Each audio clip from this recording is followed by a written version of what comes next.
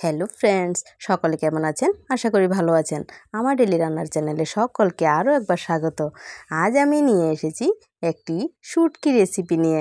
যারা যারা আমার মতো শুটকি খেতে ভালোবাসেন তারা অবশ্যই চলে আসুন আজকে রেসিপি দেখতে। তাহলে চলুন রেসিপিটা শুরু করি। এখানে আমি নিয়ে নিয়েছি যা যা লাগবে।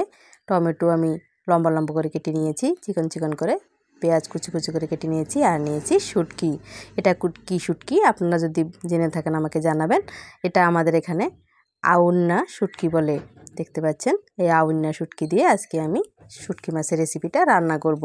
ওভেনে কড়াই বসিয়ে দিলাম, সর্ষের তেল দিয়ে দিয়েছি। গরম হয়ে গেলে শুটকি মাছগুলো প্রথমে ভালোভাবে ভেজে নেব।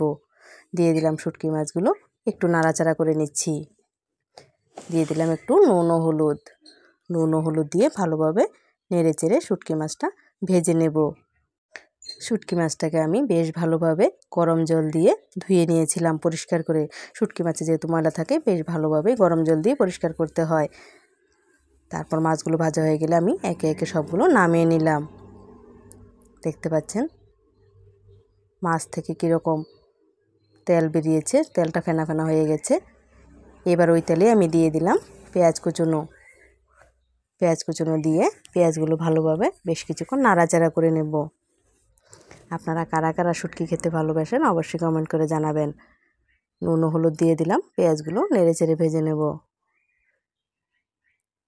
আমার ঘরে শুধুমাত্র আমি আর আমার মেয়েই শুটকিটা খায়, আর অন্য কেউ খায় না। আমাদের জন্যই রান্নাটা হয়েছিল। দিয়ে দিলাম টমেটো কুচি দিয়ে আবারও বেশ ভালোভাবে নেড়ে চেড়ে রান্নাটা করে নেব।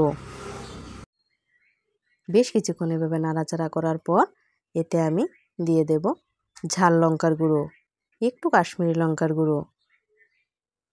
আবারও ভালোভাবে নেড়ে চেড়ে নেব। বেশ কিছুদিন নিরামিষ খাওয়ার পর বা মাছ মাংস যাই কিছু খাই না কেন, অনেক দিন পর একদিন শুটকি খেতে মন্দ লাগে না, ভালোই লাগে। কি বলেন আপনারা? অবশ্যই কমেন্ট করে জানাবেন। এবার দিয়ে দিলাম 2-3টে কাঁচা লঙ্কাগুলো আমি ফাটিয়ে দিয়েছি। এবার ভালোভাবে নেড়ে চেড়ে নেব। শুটকি তরকারি একটু ঝাল না হলে ভালো লাগে না, কিন্তু যদি ঝাল দিয়ে দিই অন্যরা খেতে চাইবে না, সেই জন্য কাঁচা লঙ্কাটা আলাদাভাবে দিয়ে দিয়েছি। যার প্রয়োজন সে কাঁচা লঙ্কা দিয়ে ঝাল করে খেয়ে নেবে। এবার মাছগুলো দিয়ে দিলাম। এবার ভালোভাবে আবার নেড়ে চেড়ে রান্নাটা করে নেব।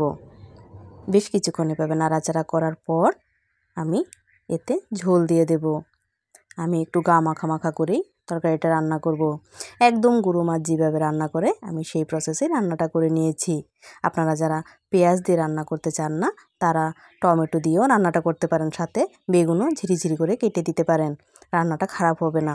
এবার শেষ পর্যায়ে রান্নাটা হয়ে গেছে, প্রায় ফুটে উঠেছে। এবার আমি দিয়ে দিলাম ধনেপাতা দেওয়ার পর আমি ভালোভাবে ধনেপাতাটা তরকারির সাথে মিশিয়ে নেব নেড়ে চেড়ে। যদি আমার এই রেসিপিটি আপনাদের ভালো লাগে অবশ্যই লাইক, শেয়ার এবং সাবস্ক্রাইব করে দেবেন। আপনাদের একটি মিষ্টি লাইক আমাকে ভিডিও বানাতে উৎসাহিত করে।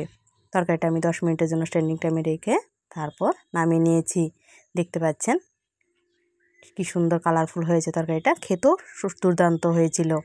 আমার এই ভিডিওটি শুরু থেকে শেষ পর্যন্ত যারা যারা ধৈর্য ধরে দেখেছেন সকলকে অসংখ্য ধন্যবাদ।